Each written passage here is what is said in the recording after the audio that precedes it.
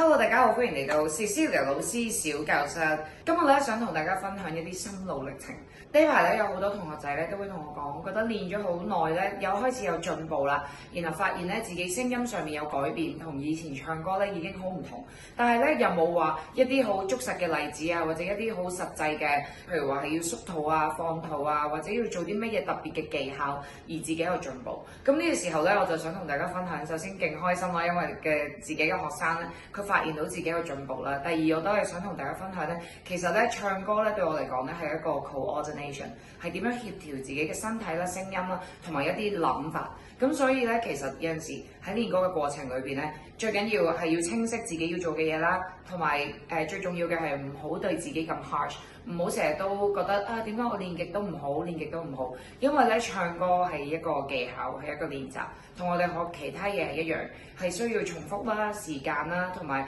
喺唔同嘅過程裏面有啲 guidance。咁所以點解我好鼓勵大家去學唱歌咧，去了解呢一樣嘢多啲咧？因為其實有陣時，就算你喺網上面見到一啲練習，就算你係睇我哋 Even in Sing Voice 嘅一啲同你哋嘅分享，或者坊間一啲網上嘅分享，但係咧其實你係需要有個老師去話俾你知你做得啱唔啱，仲有個老師咧要好清楚你嘅特質、你嘅性格或者呢一啲原生嘅壞習慣，從而去有效咁樣幫到你。咁咧希望呢個片咧同大家分享完之後咧，令大家咧對唱歌咧會有一啲唔同嘅啟發，同埋咧得着，同埋希望每一個同學仔咧喺歌唱上面咧嘅技巧、技能同埋表演上面咧都更進一步。咁如果喜歡呢個片段嘅朋友，記住 like 呢個 post、share 俾呢個朋友仔 ，follow 我哋 In Sing Voice 嘅 IG 同埋 subscribe 我哋嘅 YouTube channel。如果有咩問題嘅話咧，歡迎你可以拍片啦，或者留言去問我哋，我哋一定會為你解答嘅。我哋下次再見，拜拜。